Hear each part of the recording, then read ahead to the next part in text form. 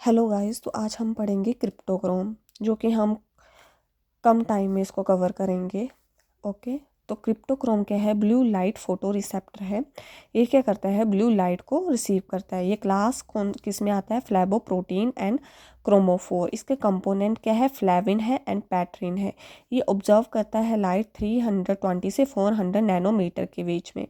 कहाँ पे देखने को मिलता है? साइनोबैक्टीरिया, फर्न्स, एल्गी एंड माइस में देखने को मिलता है। इसका जो क्रिप्टोक्रोम का जो स्ट्रक्चर है वो रिलेटेड होता है फोटोलाइज एंजाइम की तरह, बट इसका स्ट्रक्चर ही दोनों जो है वो मैच करते हैं। फंक्शनली जो है ये एक दूसरे से बिल्कुल डिफरेंट होते हैं। रिसेप्टर जो है, क्रिप्टोक्रोम का जो रिसेप्टर है वो हमें देखने को मिलता है न्यूक्लियस में। इसका रोल क्या है? प्लांट में फोटोमॉर्फोजेनेसिस को प्रमोट करता है। इसकी डिस्कवरी कब हुई थी? इन अराबिडोप्सिस में की गई थी, जिसमें HY4 म्यूटेंट जो है देखा गया। ये HY4 म्यूटेंट जो है वो क्या करता है? इनहिबिट करता है इलोंगेशन को, मतलब सुप्रेस करता है इलोंगेशन को। प्लांट को ज़्यादा ग्रो नहीं हो, इसको इलोंगेट नहीं होने देता। फिर जो है HY4 म्यूटेंट को रीनेम किया गया क्राई 1, जिसको हम क्रिप्टोक्रोम 1 के नाम से जानते हैं। इसका स्ट्रक्चर क्या है? ये एक डायमेरिक स्ट्रक्चर है। डाइमर की फॉर्म में होगा, एक यहाँ पे, और ये मतलब एन टर्मिनल है, ये सी टर्मिनल है, ये दूसरा एन एंड सी। इस तरह से ये डाइमर का फॉर्मेशन करते हैं। क्रिप्टोक्रोम 4 जो क्रोमोफोर होता है क्रिप्टोक्रोम के लिए, फ्लैबिन एंड पैट्रिन आता है। फ्लैबिन क्या है? एक राइबो फ्लैविन है, जो कि डेरिवेटिव है FMN और FAD की। क्रिप्टोक्रोम जो है वो बाइंड करता है FAD एंड पैट्रिन, जिसको हम बोलते हैं 510 methyl tetrahydrofolate as the chromophore. Pterin are the light observing found in the pigmented cell. कहाँ पे देखने को मिलता है? ये पैटर्न आपको इंसेक्ट्स में, फिशेस में एंड वर्ड्स में देखने को मिलता है। डोमेन की बात की, N और C टर्मिनल होता है। जो N टर्मिनल होता है वो फोटोसेंसरी डोमेन होता है, मतलब वो ब्लू लाइट रिसेप्टर होता है, उसको एक्सेप्ट करेगा, जिसको हम PHR डोमेन बोलते हैं। इसके पास 2 क्रोमोफोर है, फ्लैविन एंड MTHF। फ्लैविन में FAD आ जाता है, जो कि हमने यहाँ पे पढ़ा, और MTHF क्या है? एक पैटर्न है जिसको मिथाइल टेट्राहाइड्रोफोलेट भी बोलते हैं, ठीक है। देन C टर्मिनल जो होता है वो, जिसके पास काइनेज एक्टिविटी होती है, ये इंटरेक्ट करता है E3UB लाइज के साथ, ठीक है। देन क्रिप्टोक्रोम्स की जीन क्या है? Cryptochrome 1, 2 and 3।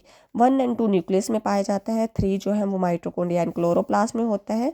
जो 1 है वो मोर स्टेबल होता है ब्लू लाइट में, 2 जो डिग्रेड हो जाता है ब्लू लाइट में इजीली, वो 3 का फंक्शन पता नहीं है, और इट मे हैव, इसके पास फोटोलाइज एक्टिविटी होती है, ठीक है। अब क्राई 1 एंड क्राई 2 के जो स्ट्रक्चर है वो सिमिलर, जैसे मैंने पहले बताया वो सेम है, लेकिन क्राई 3 का स्ट्रक्चर देखो, इसमें आपको C टर्मिनल नहीं देखने को मिलता है।